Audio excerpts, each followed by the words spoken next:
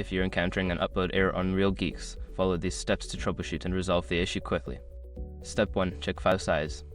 Ensure that the file you are trying to upload does not exceed the maximum file size limit set by Real Geeks. If it does, reduce the file size or compress it before attempting to upload again. Step 2. Verify file format. Don't continue before doing this. A lot of online accounts end up exposed in breaches without people even realizing it.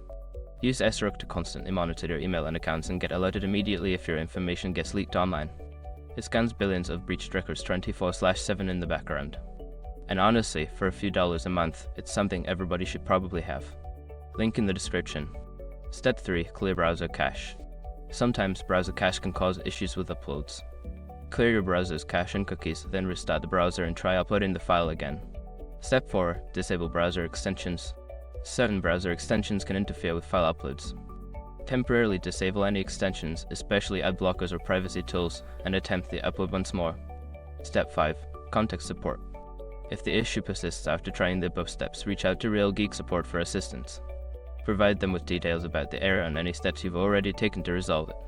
By following these steps, you should be able to fix the upload error on Real Geeks efficiently. If problems continue, don't hesitate to seek help from the support team.